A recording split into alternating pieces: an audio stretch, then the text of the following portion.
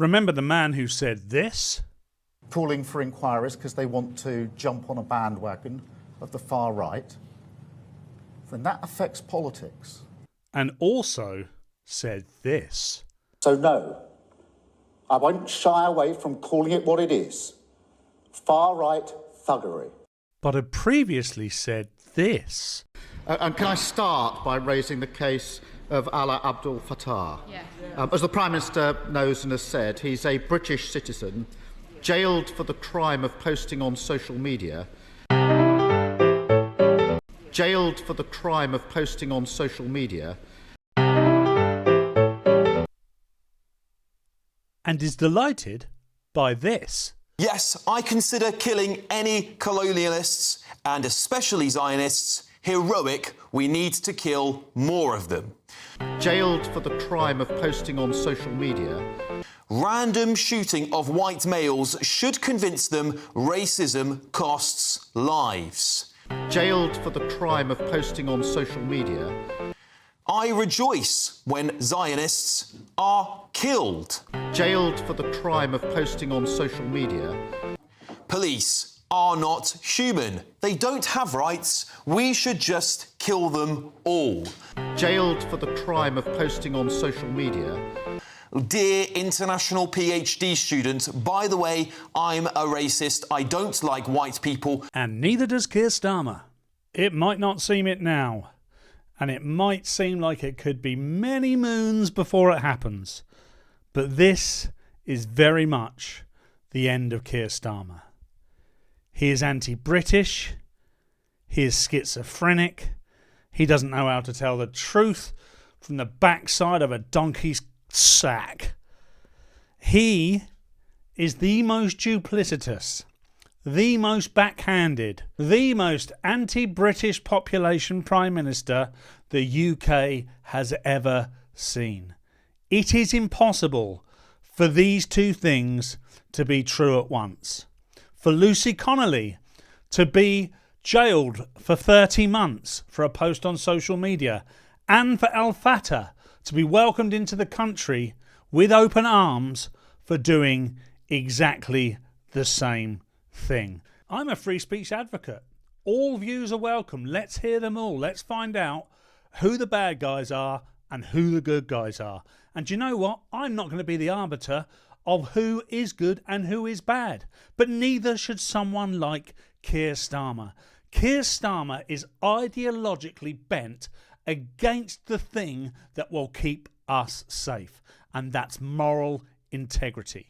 People are literally being imprisoned for noticing what Keir Starmer is doing. And Keir Starmer is openly welcoming and being delighted by different people with a different view doing exactly the same thing that he is jailing people for. It doesn't make sense. It only makes sense if they are malevolent. I've asked this question before. Are they malevolent, stupid, or both? The answer actually is they are just purely malevolent. We can't accept these people are stupid because they have so many people around them, so many gatekeepers that can make sure that they understand everything they need to know. We know already that Egypt made Keir Starmer fully aware of the things that Al Fatah was saying. We also know that Keir Starmer, because he said so, knew that Al Fatah was jailed for things he wrote on social media. So he must have gone back and looked at the things he said to get jailed. Al Fatah has had awards stripped from him because subsequently people have found out that he is an absolute wrong-un. This all took place in the past. Keir Starmer is not stupid. Keir Starmer is malevolent. But what happens now? What happens now? This took place over the weekend during the Christmas period. Keir Starmer is away on holiday, no doubt, along with many of his cabinet members. However, we've seen spokespeople on behalf of the government and Keir Starmer telling us that Keir Starmer was unaware, telling us that Al Fatah is a British citizen and they would do the same for any other British citizen. Well, we know that's not true. I proved that in the first 60 seconds of this video. It's demonstrably untrue.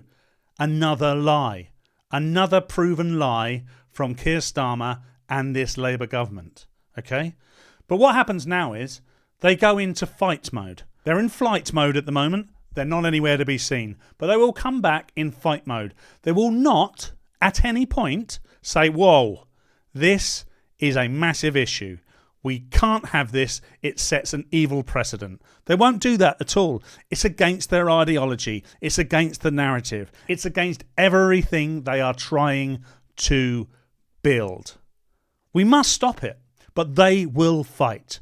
They will fight on, and they will tell us that this was in the past, that it's not important, that he's changed now, that it's a smear campaign by the right, that it's a smear campaign by GB News and Talk TV, that it's a smear campaign by people like me who are noticing.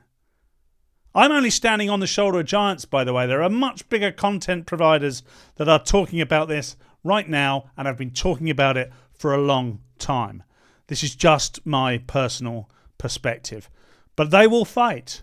They will not allow the rest of us to continue to notice, or the rest of us to continue to make valid points, because that will destroy them. Once they have completed the fight, they will stay in denial. Denial is where they have been since they came into power. They came into power after what was 14 years of a pretty disastrous Tory government. But the astonishing thing is, Labour, within 18, 19, 20 months of coming into power, have made the Tory party, the 14 years of the Tory party, look half decent.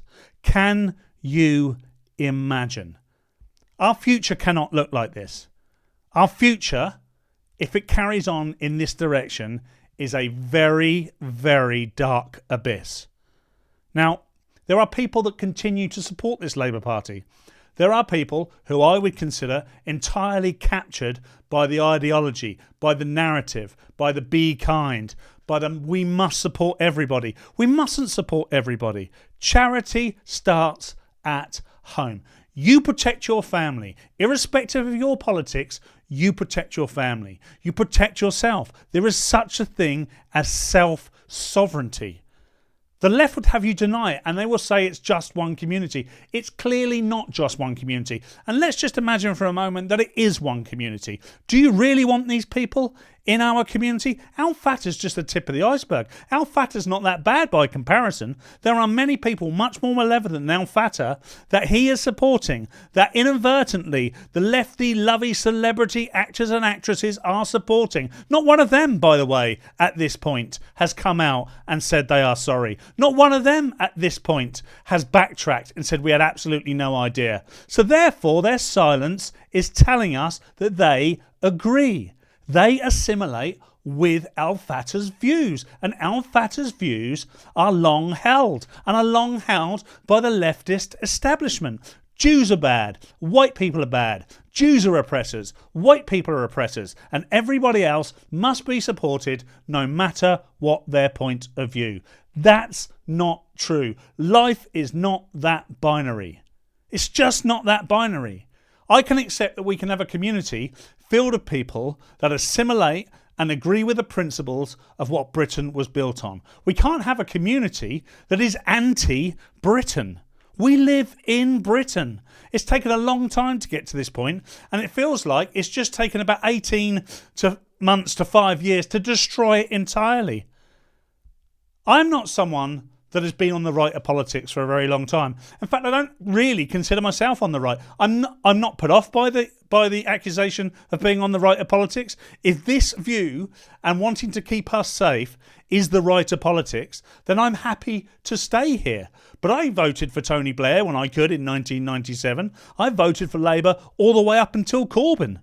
And it was Corbyn that changed my mind. When I started seeing the things that Corbyn was saying, that's when I thought I cannot support this anymore. And by the way, the Your Party, which is, I understand, led by Corbyn, is supporting Al Fatah and saying he's done nothing wrong and that he is a worthy activist. Ask yourself this question. Why would anybody Why would anybody say that? When it has been demonstrated over and over and over and over again that he clearly is anti-everything this country stands for. They have created a far-left bandwagon and they have jumped on it. Now, it's up to us now. What can we do? Well, what we should do is fight this in a democratic and just way. Otherwise, we're just going to be labelled far-right thugs. We're just going to be labelled people jumping on the far-right bandwagon. We're not those people. We're just concerned citizens. The best thing you can do now is make it aware that you are not going to stand for this. Talk about it. Share it with your friends. Don't be afraid of the accusations. What do you want? What do you want for you? What do you want for your family? What do you want for your children's future? Do you want what you see now? What you see now is an NHS on its arse? No jobs, no prospects, no future? Being told that diversity is a strength? And diversity, by its own literal meaning, means to create less strength, to diversify. You are not strong when you diversify. You are strong when you stand by a key set of principles. Multiculturalism. I mean, come on. Not everybody hates it. And I can understand why. Because they want to look around their street and say to their neighbours, I don't dislike you. I don't hate you. I want to be able to do the same thing. And in fact, I often do. I don't have an issue with anybody from different cultures, different backgrounds, different sexualities, based on the fact they're from different cultures, different backgrounds and different sexualities. I judge people based on their actions. If you're a lefty lovey that is telling me with tears in your eyes, like you're quoting Shakespeare, that Al Fatah is the person that we should be supporting when he says he wants to kill you, then for me you are mentally ill. And I'm sorry, you have to go away and you have to have some moments of reflection. But we are a group of strong-minded, well-meaning people with a great history. Don't be told otherwise. Just because people in our country's past may have done things that some people in power now disagree with doesn't make you bad. It will never make you bad. Stand up for yourself. Stand up for Great Britain. Keir Starmer has to go. This Labour government has to go. The convention, the 100-year convention of two-party politics in Great Britain has to go also. It's dead. Nobody supports it. Who does it support? If it supported the left, why would we have the Green Party and the Your Party? If it supported the right, why would we have Farage and Reform or Advanced UK?